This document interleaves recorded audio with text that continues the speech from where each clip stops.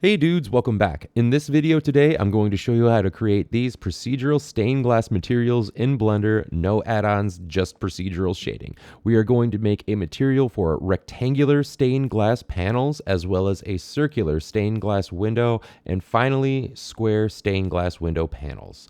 Before we get started, hit the like and subscribe button. It really helps the channel out. Okay, let's get into it by adjusting our scene settings. Just go under the render properties panel right here and change the render engine from Eevee to cycles. Make sure that the device settings right here are changed from CPU to GPU compute. Let's also change the max samples under the viewport right here. Let's change that from 1024 to 20.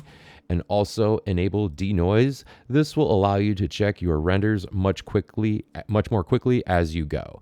So let's just start off by also deleting this default cube, and let's add a plane that is going to become our stained glass. And let's also add another plane, and let's move it on the Z axis and make it really big. So that way we can kind of see it. So the stained glass isn't sitting in void space, and we can just get a better sense of how everything looks as we go. So with all of this done, we are ready to start texturing.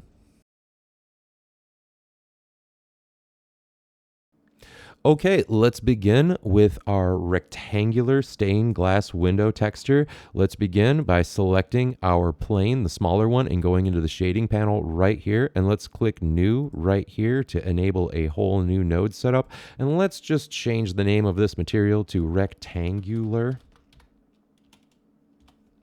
If I can learn how to spell.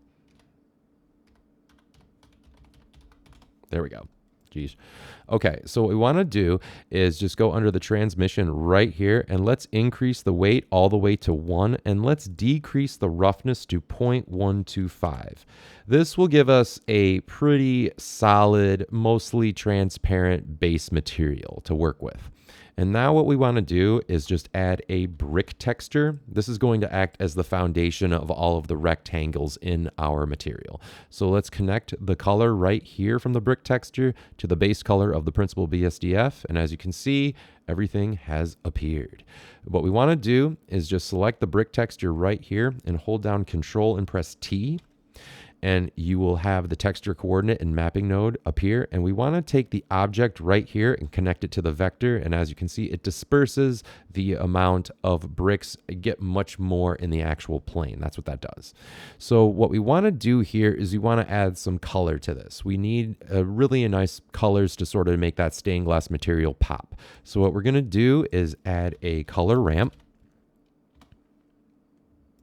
And what I want to do is I'm going to just take this white color right here, and I'm going to make this a pretty vibrant blue. I want this to be a really strong blue. And I'm going to take this color and I'm going to drag it all the way to the end. I basically want these colors flip-flopped. So I want the black on this far end and the blue very far over here. And I'm going to connect this color right here to color 1. And as you can see, it gets the colors of the blue dispersed. And we want to duplicate the color ramp.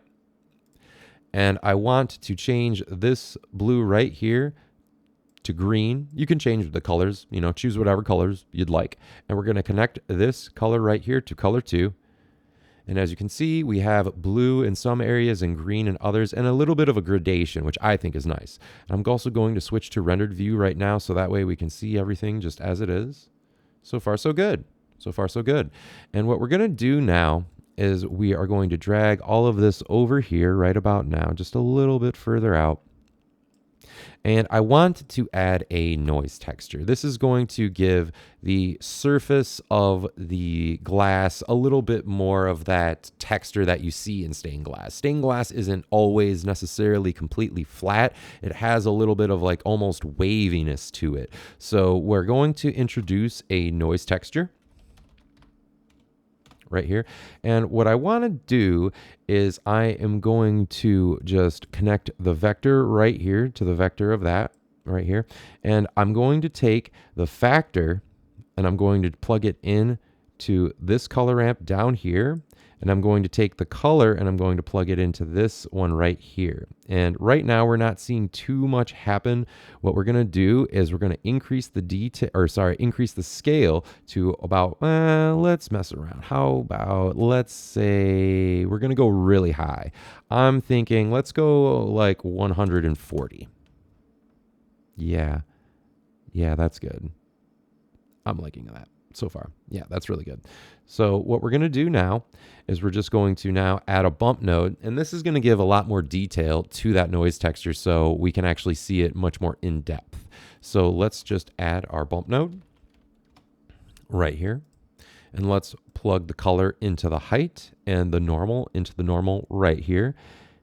Yeah, and as you can see from just way up here, we definitely are getting a much better response to that. And what I want to do is let's increase the distance to 0.02.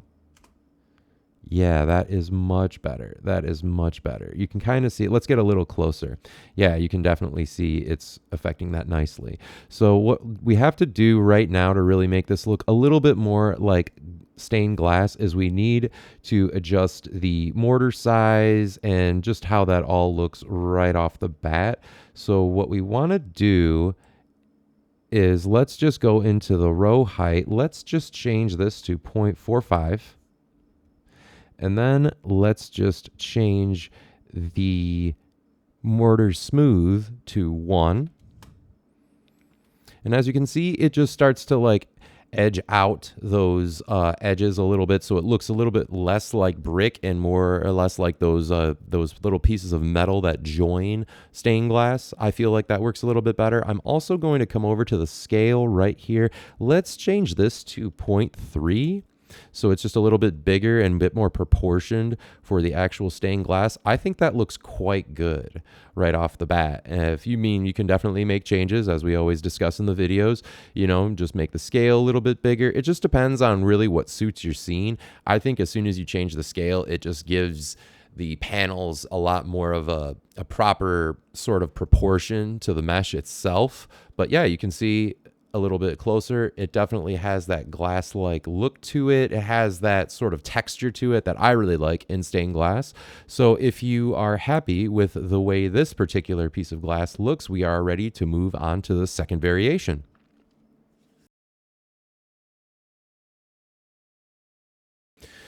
Okay, let's get started with our circular stained glass window. Let's duplicate this panel right here and move it on the x-axis. And let's just click this double page icon to make it an entirely different material. And let's rename this one circle. And what we're going to do is we're going to really preserve a lot of these settings. We're just going to come up with a simple variation of this to create a circular window. So we're not going to be making as many changes as I have with other textures in previous videos. It's going to be a little bit more simple. So what we're going to do now is introduce a wave texture. And I'm going to drop it right between the mapping and the brick texture node right here. And what I want to do is I'm going to change it from bands right here. I'm going to change that to rings. And what we want to do is change this little x-axis right here, the rings direction. Let's change that to spherical, and that sets us in the right direction. But let's also change it to triangle. And this is where we have to make a few changes. Let's decrease the scale because I feel like the bigger, when you decrease the scale, it makes the parts of the glass a little bit more easy to see, a little bit more noticeable. So I kind of like the way this looks, but once again, mess around with whatever effects you need. But I'm going to leave this at about 0.3 right now. And I like the way that looks quite a bit. So at least this will give you the ability to create a circular sort of a pattern within any sort of glass that you may be making for whatever scenes you're making.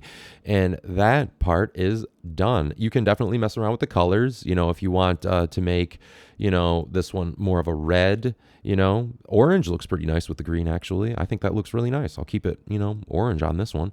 So yeah, if that's, what you want specifically in this texture, we are done. And, you can totally mess with the scale to make it bigger.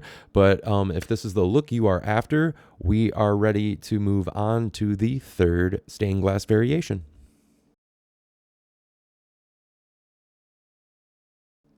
Okay, let's get started creating our square stained glass panel. Let's begin with selecting the rectangular setup that we made earlier. Let's duplicate it and move it on the x-axis just like that. Let's click the double page icon to make it a completely new material, and let's rename it square. Just like that. And what we want to do to make this a square that has like a layered sort of square within it is we need to introduce a texture between the mapping and brick texture right here. And that texture is going to be a Voronoi texture. And when we drop it right away, it kind of connects the color to the vector. What we're going to do is just change it right away from the feature output from F1 to distance to edge, and it disconnects it no matter what you do. So let's just connect the distance to the vector just like that. And what we want to do to make this square is just decrease the randomness to 0. And we get this really nice kind of square look, which I think looks pretty nice. I feel like I've actually seen that in places. So what we want to do is you can just decrease the scale to really whatever you want. Like I said, I like it a little bit. I like to decrease the scale so I can see the panels a little bit better. I think I want this to be at an even 3. Yeah, I like that quite a bit. I like that quite a bit. Yeah, so, you know, that's working pretty well for me. Yeah. And, you know, as far as I'm concerned, you know, you can mess around with the colors and definitely mess around with the scale a little bit. Let's see what we can do with this one. Let's change this green to a bit of a, ooh, yeah. As soon as we kind of push that in the red, we get this nice purple and red look. I really like the way that looks. So yeah, I'm just going to move these to be a little bit more closer together. Yeah. Let's just lay a little bit closer. Yeah, those definitely look like stained glass textures to me. And I think that, in terms of like these specific sort of panel setups, I am pretty happy with them. So I think we are done. We have now a rectangular sort of panel setup. We have a circular panel for a window and also a layered square. So yeah, I think what I am going to do right now is I'm going to just duplicate this light right here, move it on the X, or actually the Y axis, just like that. And I'm going to duplicate both of them and rotate them on the Z axis just so they're a little bit more illuminated, a little bit more clearly. Get into the layout mode, get a little bit closer. Yeah. Move our camera just a little bit.